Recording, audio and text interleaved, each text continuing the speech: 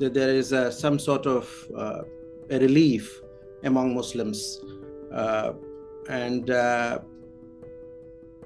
they believe that the wings are clipped, and as a result of which that the extreme majoritarian agenda that the government was pursuing, most likely they are going to stop all those things, and therefore there is some sort of a relief and general happiness among Muslims with the result that has come out so far. So the Muslim community breathed a collective sigh of relief on the 4th of June when the results came out. Absolutely, absolutely. There is a collective sigh of relief in the Muslim community.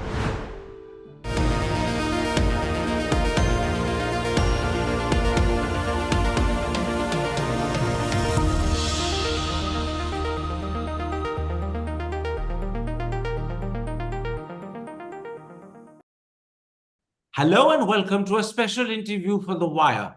Now that Narendra Modi and the BJP have lost their majority in the Lok Sabha, will we see a change in their rhetoric as well as in their treatment of India's 200 million strong Muslim community, or is that unlikely? Joining me to answer that question is the author of a recently published book on the Muslims. Here it is. It's called Shikwa-e-Hind, The Political Future of Indian Muslims. He's a professor at Jamia Millia Islamia, Mujibur Rehman. Professor Rehman, let me start with a simple general question. How has the Muslim community responded to the fact that Narendra Modi's BJP has not only lost its majority in the Lok Sabha, but it's ended up with its worst result in 10 years. And now it cannot form a government on its own, but is dependent upon allies who could be unreliable. How do Indian Muslims view this? Well, there is the general report based on media as well as anecdotal accounts that I have spoken to, that there is some sort of a relief among Muslims, and they believe that the wings are clipped, and as a result of which that the extreme majoritarian agenda that the government was pursuing, most likely they are going to stop all those things, and therefore there is some sort of a relief and general happiness among Muslims with the result that has come out so far. So the Muslim community breathed a collective sigh of relief on the 4th of June when the results came out. Absolutely, absolutely. There is a collective sigh of relief in the Muslim community. Let's, Professor Rehman, first focus on Narendra Modi because he's Prime Minister. He's established a track record of anti-Muslim comments that goes back over at least 20 years, starting with his comment about baby-producing factories in 2002 and culminating this year with his claim that Muslims are Ghuspetiyon or infiltrators and claiming that they have more children than the rest of us. Now that he is a weakened Prime Minister, do you expect a change in his anti-Muslim rhetoric? Or do you fear that this is almost instinctive for him and therefore difficult for him to control? Well, I do think that there would be change in his rhetoric. My own sense is this: over the last 20 years, there has been some change in his rhetoric. Compared to the campaign that he led in 2014 and 2019, 2024 campaign seems to be far more Islamophobic.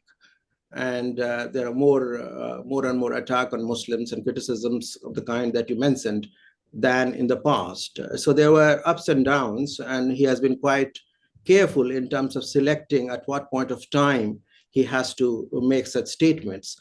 So at this point of time, I think that he's likely to moderate a bit and go back. I don't think that it's very instinctive, but he's very calculative in his formulations or criticisms on Muslims. That's how I look at it. Let's come to some of the other things that he's saying about Muslims. I'm not talking about comments where he demonizes them. I'm talking about claims that he makes about them. Right through this campaign, sometimes 2 or 3 times a day, he claimed that Muslims would benefit from reservations snatched from OBCs, SCs, and STs, and he was clearly demonizing Muslims in Hindu eyes. Now that he has allies like the TDP and the JDU, do you see this sort of attack on Muslims, this sort of attempt to demonize Muslims in Hindu eyes continuing, or will his allies ensure that he puts a stop to it? Which of the two? I am not too sure about that, because the allies are the ones that who have been part of BJP coalition before, both Chandrababu Naidu and Nitish Kumar, and they are aware of the anti-Muslim rhetoric that the BJP leadership at different points of time have unleashed against Muslim community. So I haven't come across neither Mr. Naidu nor Mr. Nitish Kumar ever had taken a very firm position on this. My own sense is this, that maybe Mr. Narendra Modi or his members of the cabinet or members of his political party may take some cautionary measures with respect to this. They will be a little bit careful about it, because they suspect that could alienate these coalition partners. But these coalition partners are not known to be the very strong or strident in terms of taking a position with respect to secularism or with respect to Muslim community. So you don't I am not that hopeful about it. So you don't accept the argument that his allies will, in a sense, check his anti-Muslim rhetoric. You're saying his allies have been his allies before. They didn't stop him earlier. They're not likely to stop him now either. Yeah, absolutely. Because the response to his criticism mostly came from the opposition political parties. For instance, Mr. Kharge and others have responded to his criticism on Muslims, not Mr. Nitish Kumar or Naidu during the campaign. So there is very limited evidence in the past that these people have taken a position with respect to this. Let's move, Professor. If I remember, when Mr. Modi started his campaign prior to 2014, he was hesitant to wear a Muslim cap when he was offered in a gathering. And then subsequently, Nitish Kumar had once made a statement that is देश में जब राजनीति करना है तो टोपी भी पहनना पड़ेगा कभी-कभी. So that is the only statement I remember. But he has been partner to Mr. Modi or BJP on and off. Okay. So let's move beyond the Prime Minister and talk about the BJP. Many of its MPs, many of its MLAs frequently call Muslims Babar ki Aulad. The Chief Minister of UP, Yogi Adityanath, taunts them by saying Abba Jan, and practically everyone says, go to Pakistan. Tell me, do you think this sort of talk will now stop? I don't think so, because this is not something that started in 2014. It has a long history. A lot of these criticisms and jibes were part of the conversation during Ayodhya movement in the 1980s. Much worse was said about Muslim community. And so far as the go to Pakistan and appeasement and pampering, all these allegations, that goes back to 30s, 40s and 50s. So therefore, it has a long history and part of the vocabulary of BJP. So I don't expect that it is going to slow down or be removed from its vocabulary anytime soon. So I do see that continue in different places, in different ways. So though Muslims breathed a collective sigh of relief on the 4th of June when it was quite clear Mr. Modi had lost his majority, you nonetheless do not expect any significant change either in Mr. Modi's anti-Muslim rhetoric or in the anti-Muslim rhetoric of the BJP, its MPs and MLAs. You don't think that either Chandrababu Naidu or Nitish Kumar will check it. You think that these are instinctive to the BJP and to Mr. Modi, and it will continue. That's your fear.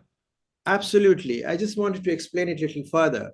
When you look back last 10 years of Mr. Modi's regime, you'd come across that Modi is also been rewarded or honored by various Muslim countries.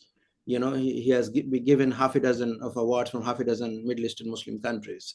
So what we have witnessed is this: Mr. Modi has followed one policy for the Muslim world, another policy towards Muslims of India. So there is a contrast between the two.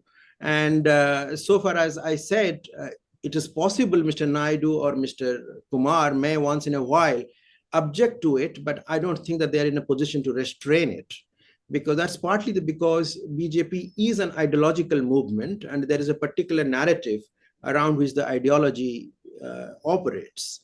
And all these conversations are part of that ideology. which is a majoritarian ideology, Hindutva ideology, which has a long history of prejudices against Muslims.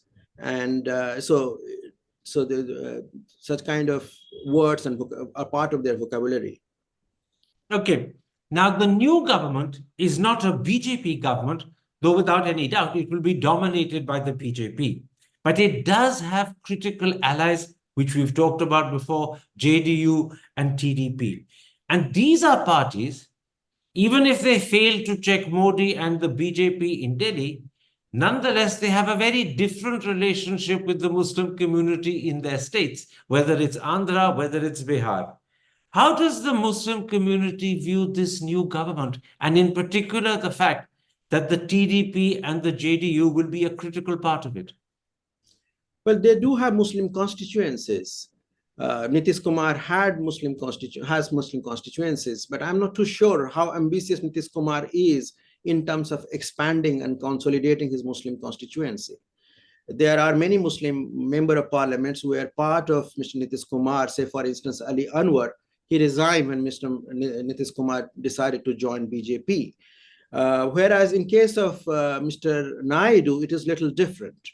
Mr. Naidu has a far stronger and more solid Muslim constituency in Andhra Pradesh, in Hyderabad and elsewhere. So I think that Mr. Naidu would be far more sympathetic to the Muslim community as such, and therefore there is a higher possibility that Mr. Naidu would be far more critical of any kind of anti-Muslim rhetoric than Mr. Kumar. But tell me, is the collective sigh of relief that Muslims breathed on June the 4th largely or only because Modi lost his majority, the BJP lost its majority, or is it also because Muslims said, now that there will be new allies like JDU and TDP in the government itself will be different in its attitude to Muslims? Were both elements involved in that sigh of relief? I would say that is probably part of the story. And the bigger part of the story is that the opposition has also become much stronger. So there are opposition political parties, whether Congress, whether TMC, all these opposition political parties who have got relatively greater commitment towards Muslims. So I think Muslims probably are far more comfortable or hopeful that these opposition political parties would be able to counter some of this narrative or will take positions with respect to this than coalition partner themselves. So it's the changed political picture in Delhi that actually is one reason why Muslims have breathed a sigh of relief. Not just that the BJP has lost its majority, but the opposition is stronger, and there are also critical allies that will be part of the government. All three played a part. Absolutely, all the three played a part. The problem, Professor Rehman, is that once again the BJP does not have a Muslim Lok Sabha MP. We know already that it doesn't have a Muslim Rajya Sabha MP. And as far as I can tell, the allies don't have a Muslim Lok Sabha MP, although they could have one or two Rajya Sabha MPs. So my question is a simple one. How confident are you that the new government will have Muslim faces? And if it doesn't, if there isn't a single Muslim face in the new government, what message will that send to India's 200 million Muslim citizens? Well, this has been a trend since 2014. Though BJP has few Rajya Sabha MPs, they have a spokesperson who is a member of Rajya Sabha, but neither JDU nor Can I just interrupt and say he was in fact a nominated MP, not an elected MP, and he chose to join the BJP thereafter, which means he comes into a slightly different category. But do continue. Yeah. So this absence of Muslim face in the Indian cabinet has been a long story. It has been there since 2014. At one point of time, there was MJ Akbar, Mr. Naqvi, they served the cabinet, but since past several years, there has been no Muslim MPs. And it is unlikely they are going to be a Muslim MP in the current cabinet for the reason that you mentioned, because JDU does not have a Muslim member of parliament. Someone has to be a member of parliament. There has to be a Muslim member of parliament to become part of the Muslim cabinet, to become part of the cabinet. So the problem here is this, that, obviously Mr. Modi has raised this concern concerning Pasmanda Muslims. and he had the opportunity to field Pasmanda Muslims if he is so concerned about it. So it looks like that's a kind of more a rhetoric than any substantive intervention in the Muslim community as such.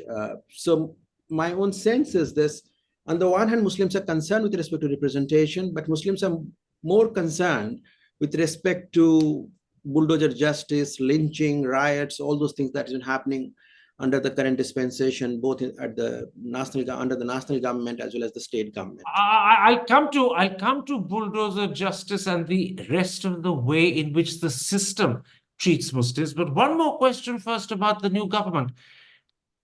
Isn't there a paradox here? On the one hand, Muslims feel a sense of relief the BJP has lost its majority. They feel a sense of relief the opposition is stronger and it will perhaps hopefully stand up for them. They feel a sense of relief that allies like TDP and JDU are part and they will therefore constrain the BJP. But once again, we're going to have a government where not a single Muslim face will be present. We're talking about 200 million fellow citizens, and yet there's no one in the government that shares their faith and religion. That's the paradox, isn't it? Yes, that's not only just a paradox, that's also undermines Indian democracy, because democracy is all about representation. And there is a famous saying, taxation without representation is colonialism. So when you do not allow a community to represent itself, then you are basically trying to colonize that community. You are saying that we will look after you and all your problems and issues would be addressed the way we want to, and you have to trust us. But representation is very central to any democratic principle. So this is a deliberate policy that BJP has adopted, not fielding Muslim candidates. But it started all from Gujarat, when Mr. Modi was the chief minister, and subsequently it was nationalized in other states. And that's the story in almost all state governments, whether it is Madhya Pradesh or Rajasthan, anywhere. So you're saying Muslims feel colonized? Yeah, this is essentially an attempt to colonize people when you do not allow them to represent themselves. And you tell them that we will represent you because we are nice people and we are going to look after you. And you have to accept that we are nice people. And that's the argument that BJP always advances, that, since Muslims have been living here since last 1,000 years, so we have been very nice to them. So why are they so worried about it? Let's, Professor Rehman, go one step further. Beyond the new government, do Muslims believe the treatment that they get at the hands of the Indian system will change? Will accusations of love jihad, land jihad, population jihad, even cattle lynching continue? Will they diminish? Will they cease? Which of the three? My own sense is this: as I said, it's an ideological movement, and all those things have been part of it. If all those things had to be stopped, they would have stopped long time back. It is possible to stop all those things. It is possible that something would happen here and there, but not as frequently as it had happened in the last 10 years. But I don't think that there was a serious intention on the part of the government to stop all those things.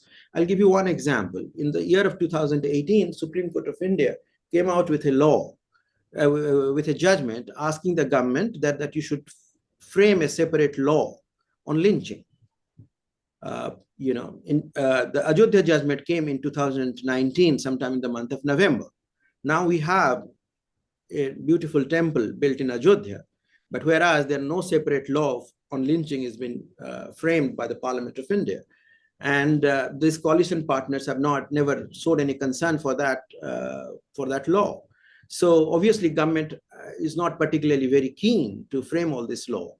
I have learned that there is an attempt to revamp the entire criminal justice system, and as part of that, there will be some law regarding lynching. But we didn't see the same sincerity with respect to the Supreme Court judgment as we saw with respect to Ayodhya judgment. Are you suggesting that the Indian system tends to treat Muslims as second-class citizens, citizens who are pushed back in terms of their priorities, citizens who are not given the attention or the care that they deserve, citizens who are often accused falsely and knowingly wrongly, and no one seems to worry about that? Well, that has been the case, and there is more and more evidence of it. Empirical research on Muslim community on this dimensions basically suggest that. And this goes back to 1940s and 1950s and 60s. You'd come across, there are places where you come across serious discrimination.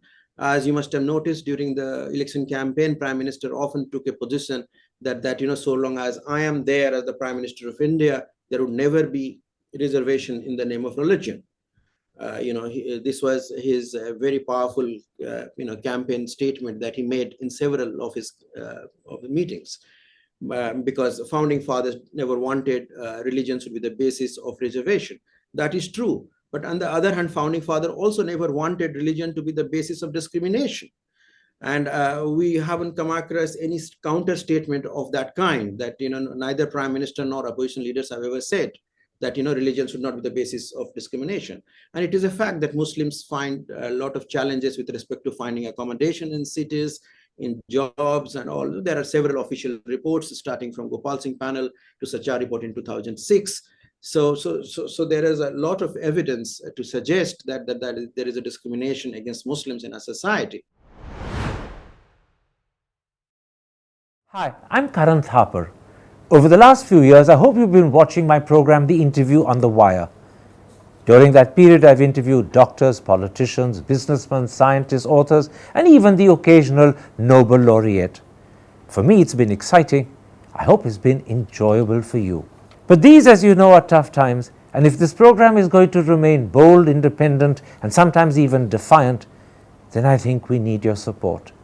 At the end of the day, it's a truism, but editorial independence is best defended by the viewers. So if you would like this program to remain the way it is, forthright, outspoken, and interesting, then would you consider supporting us? All you have to do is to click on the description at the bottom. But more than anything else, I hope you will continue to watch the interview. Your viewership means an awful lot to me.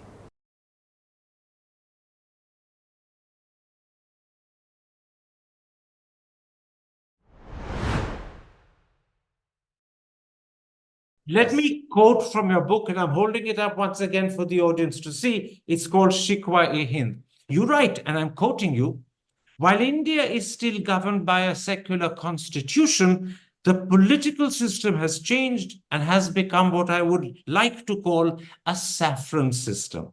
The prospect of violence against Muslims not only remains, but state complicity has become normal, confirming the fear that the state is increasingly going against Muslims. How widespread is this fear in the community? It's very, very widespread. It's very, very widespread. Almost every Muslim that I speak to, they generally express concerns about this. So the middle class and upper middle class are looking for individual exit. They're planning to move out of the country and go somewhere else. But whereas the others are somehow those who are not that politically aware, they generally think that this is probably a passing phase. It will happen for another couple of years or so, and then things would go back to normal. But that's not what the case is. So as I described in my book, that I call it a saffron system, which is that the Indian political system internally becomes majoritarian, even though constitution remains secular and all of that. And so as a result of which, one comes across discrimination from within the system.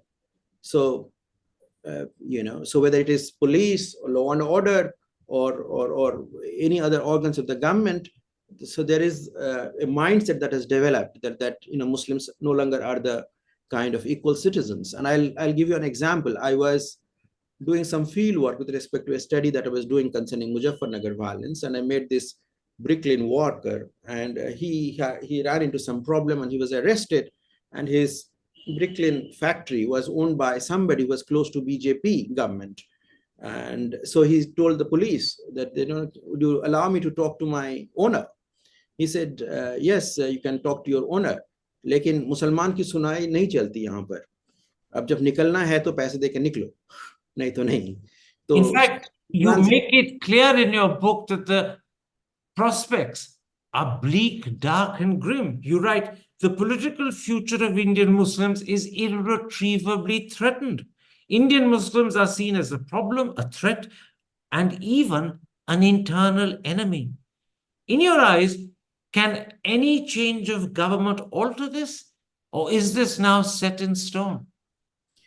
No, obviously, since we are a democratic country, if there is a government with a clear commitment to secular values, uh, with values concerning the rights of people who would like to defend and all of that, if does had to take a lot of measures, so then it could be possible. But at this point of time, I don't see even there is a similar commitment on the part of the opposition political parties. So this problem of lack of representation of Muslims is not just a problem with the Bharatiya Janata Party. Of course, it's far more visible and spectacular. Whereas in case of opposition political parties, also will come across there has been an effort to reduce the representation. You must have come across a statement made by Mayawati the other day. Bahujan Samaj Party fielded the maximum number of Muslims in the recent election, but it lost all the candidates who were fielded by Bahujan Samaj Party and Mayawati. They lost. So Mr. Mayawati has made a statement that she will give a thought to this, whether her party would field as many candidates as it did. So my sense is this: the so-called secular political class, instead of asserting secular values and secular positions, or pro-minority positions or pro-Muslim positions, they have also beginning to realize that this Hindutva politics gives them rewards. So as a result of which, many of them, as you know, practice what is generally called the soft Hindutva. So, absolutely. This is the impact and this is the consequence of Mr. Modi's Hindutva. Not only does it mean that the BJP and perhaps the BJP's allies are distancing themselves in some sense from Muslims, but the opposition too is wary and worried about supporting Muslim causes. And you point this out in your book. The net result of which is that even though Muslims today may take some heart from the fact that the opposition is stronger, they bear against that the belief that, look, this is an opposition that is so impacted by Modi's Hindutva that they are reluctant to take up Muslim causes. So you may have a stronger opposition, but if they don't stand up for and they don't champion and they don't support Muslims, the Muslims, as far as the Muslims are concerned, are exactly where they were. Nothing has changed for them. Absolutely, that's exactly the reality. Yes. So, but still, I completely agree with that particular interpretation about it. In the long run, I don't think that there is going to be any significant change unless the secular political parties take a very firm position on this. So we're coming to the end of this interview, but what you're saying to me is this, and correct me if I've misunderstood you. The Muslims breathed a very large sigh of relief because Modi lost his majority. But when you think carefully, when you think closely about the situation they face, nothing significant is likely to change. For the next 5 years, Muslims will once again be left to fend for themselves, at least politically. So that's my apprehension. But the fact is this, that electoral defeat of BJP is not an ideological defeat. Even if BJP is defeated today, it is possible that it might come back and win elections next time. So therefore, this is not something which is a long-term solution or long-term setback.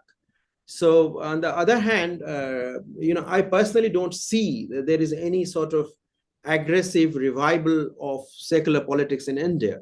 There are individual politicians who are making profound statements with respect to secularism or minority rights or Muslim issues, but in general, one comes across a great deal of ambivalence, a half-hearted approach, or some of them are influenced what we call the soft Hindutva politics. So there is some sort of a difference of opinion in the secular group, but I don't see that is going to be kind of crystallized and going to address the Hindutva politics in a confrontationist fashion and win it over.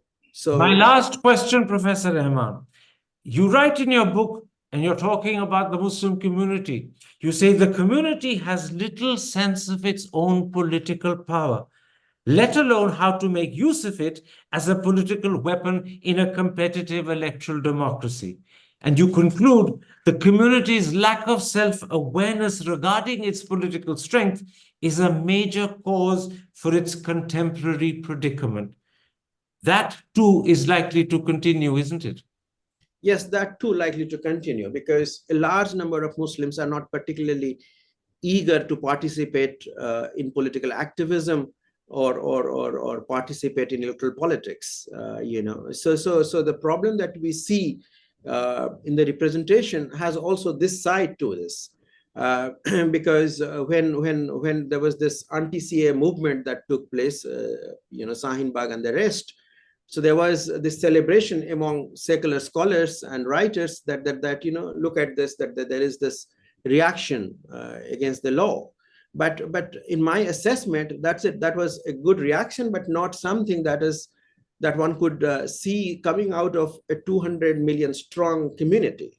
200 million is a massive number, which as I said, is a population which is greater than the population of France and Germany put together, or Britain and France put together. You look at the political and intellectual power and the resources of these two countries and compare that to Muslims, you can see the stark difference between the two. So even as a community, for instance, there are only two minority institutions. One is Jamia and Aligarh, and they are also in dispute. The cases are going on regarding their character. So if you look at the number of universities in France and in Germany, you can compare this where the community stands with respect to education and all. So this is a reflection. The political awareness is a reflection of where the community stands with respect to education as well.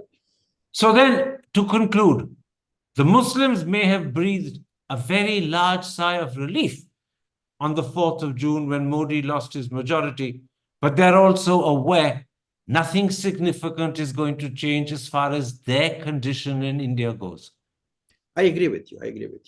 I think that's the general argument that would come out of this discussion.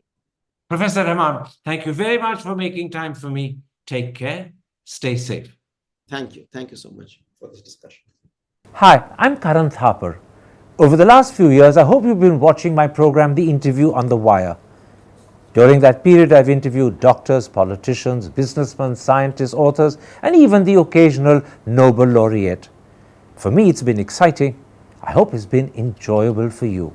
But these, as you know, are tough times, and if this program is going to remain bold, independent, and sometimes even defiant, then I think we need your support. At the end of the day, it's a truism, but editorial independence is best defended by the viewers. So if you would like this program to remain the way it is, forthright, outspoken, and interesting, then would you consider supporting us? All you have to do is to click on the description at the bottom. But more than anything else, I hope you will continue to watch The Interview. Your viewership means an awful lot to me.